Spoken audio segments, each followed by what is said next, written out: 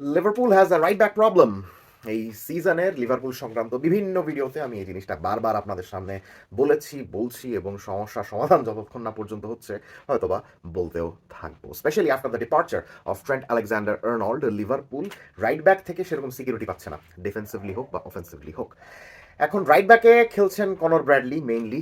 Conor Bradley না খেলতে পারলে কখনো কখনো জেরেমি ফ্রিম্পংকে খেলানো হচ্ছে, কিন্তু সম্পূর্ণ সিজনে জেরেমি ফ্রিম্পংকে যেভাবে ইউজ করা হচ্ছে তাতে আমরা মোটামুটি ধরে নিতে পারি he is basically being used as a utility player. যে ম্যাচের যে কোনো সিচুয়েশনে ব্যাকআপ রাইট উইঙ্গারের যদি দরকার হয় তাহলে ফ্রিম্পংকে খেলানো হবে, ব্যাকআপ রাইট ব্যাকের যদি দরকার হয় তাহলে ফ্রিম্পংকে খেলানো হবে, but he is not a starter as of yet for Liverpool. কিন্তু কনর ব্র্যাডলি সেক্ষেত্রে লিভারপুলের এখন ফার্স্ট চয়েসের রাইট ব্যাকে কনর ব্র্যাডলিকে মূলত রাইট ব্যাকের ভূমিকা দেওয়া হচ্ছে। কিন্তু তিনি কতটুকু ওই দায়িত্বটার প্রতি জাস্টিফাই করতে পারছেন, স্পেশালি ট্রেন্ট আলেকজান্ডার আর্নল্ড লিভারপুলকে যেরকম ভ্যালু প্রোভাইড করতেন, যেরকম সাহায্য করতেন on the possession and off the possession, Connor Bradley কতটুকু সেটা পূরণ করতে পারছেন। ফুলহ্যামের এগেনস্টে লাস্ট ম্যাচেও কিন্তু কনর ব্র্যাডলি রাইট ব্যাক পজিশনে খেলেছেন এবং খুবই দুঃখের সঙ্গে লক্ষ্য করলাম যে তিনি ওইরকম কোনো ভ্যালু প্রোভাইড করতে পারছেন না লিভারপুলের স্টার্টিং একাদশের মেইন রাইট ব্যাক হিসাবে। হ্যাঁ, আমরা আগে থেকেই জানতাম ট্রেন্ট আলেকজান্ডার আর্নল্ড যেহেতু বিশ্বের সেরা রাইট ব্যাক, তার মতো খেলা আসলে কোনো রাইট ব্যাকের পক্ষেই সম্ভব না, স্পেশালি কনর ব্র্যাডলির পক্ষে তো খেলা সম্ভব নাই। কিন্তু মোটামুটি লেভেলের একটা স্ট্রাকচারাল খেলা লিভারপুলের সাপোর্টাররা তার কাছ থেকে কিন্তু এক্সপেক্ট করেছিল, কিন্তু সেটাও হচ্ছে না। কনর ব্র্যাডলি সেভাবেও কিন্তু পারফর্ম করতে পারছেন না। এখন মজার ব্যাপার হলো গিয়ে কনর ব্র্যাডলিকে বিভিন্ন ধরনের সিচুয়েশনে মাঠে নামিয়ে বিভিন্ন ধরনের ট্যাকটিক্সে তাকে খেলিয়ে দেখা হচ্ছে যে তিনি এক্স্যাক্টলি কোন ট্যাকটিক্সের সঙ্গে সবচেয়ে বেশি যান, কোন ট্যাকটিক্সে খেলাইলে তার কাছ থেকে সর্বোচ্চ আউটপুটটা পাওয়া যাবে। মজার ব্যাপার হলো গিয়ে কোনো ট্যাকটিক্সেই তিনি সেভাবে সাহায্য করতে পারছেন না লিভারপুলকে। হ্যাঁ, কাগজে কলমে আমরা দেখবো ফুলহ্যামের এগেনস্টে ম্যাচে অ্যাটলিস্ট ফ্লোরিয়ান ভার্টসের গোলটার অ্যাসিস্ট কনর ব্র্যাডলির, কিন্তু টোটাল 90 মিনিটসের খেলা যখন আমরা দেখবো তখন কিন্তু একটু আশ্চর্যই লাগবে যে ট্রেন্ট আলেকজান্ডার আর্নল্ড আর কনর ব্র্যাডলির মধ্যে কোয়ালিটিগত যে পার্থক্যটা, সেই পার্থক্যটা লিভারপুলকে অনেক বেশি কষ্ট দিচ্ছে। সো ফার্স্টেই দেখা যাক যে কনর ব্র্যাডলির সমস্যাটা এক্স্যাক্টলি কোন কোন জায়গায়। এখন ধরেন ট্রেন্ট আলেকজান্ডার আর্নল্ডের সবচেয়ে বড় শক্তির জায়গা ছিল যখন লিভারপুলের পায়ে বল থাকতো, তখন উনি বিল্ড আপে অনেক বেশি সাহায্য করতেন।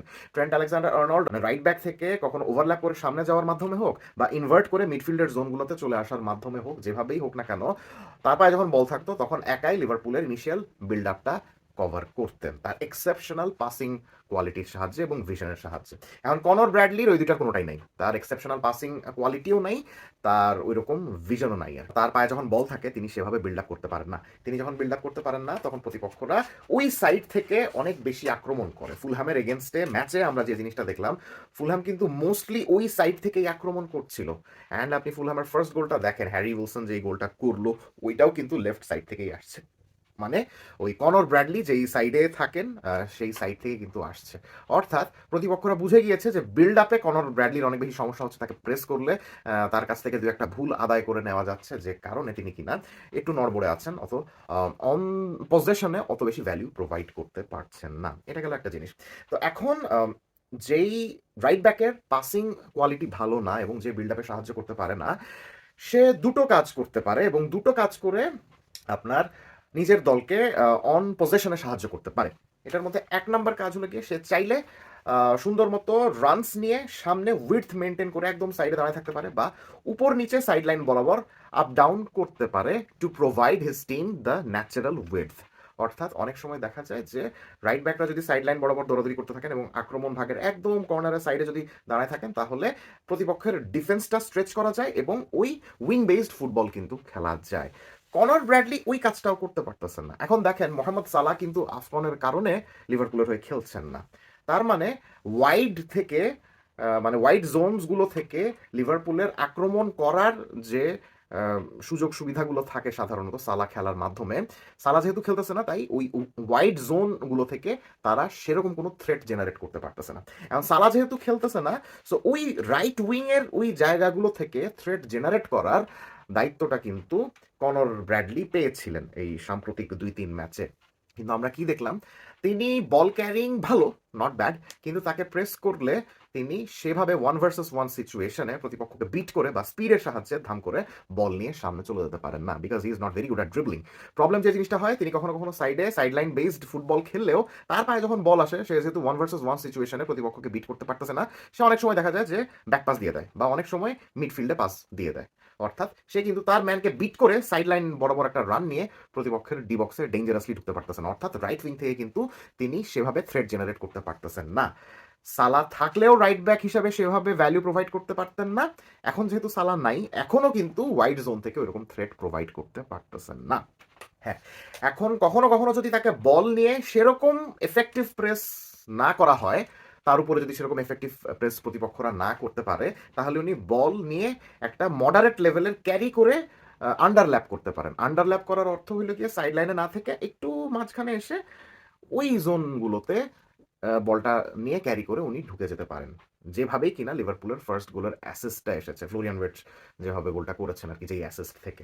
এখন ওই ধরনের সিচুয়েশন কিন্তু কনর ব্র্যাডলি সবসময় পাবেন না। ওই মিডফিল্ডের ওই সব জোনগুলোতে আন্ডারল্যাপিং রানসগুলো নেওয়ার জন্য ওই রকম সিচুয়েশন কিন্তু অলওয়েজ পাবেন না। স্পেশালি আরও শক্তিশালী দলের এগেনস্টে যদি লিভারপুল খেলতে নামে, তাহলে তো তারা ওরকম স্পেস তো আরও দিবেই না। আক্রমণাত্মক সাইডলাইন ভিত্তিক ফুলব্যাকের কাছ থেকে আমরা যে জিনিসটা এক্সপেক্ট করে থাকি, যে সে তার 1 ভার্সেস 1 সিচুয়েশনে প্রতিপক্ষকে বিট করে সামনে গিয়ে দুর্দান্ত ক্রস দিবে, সে ক্রসও ঠিক মতো করতে পারতেছে না আজকাল।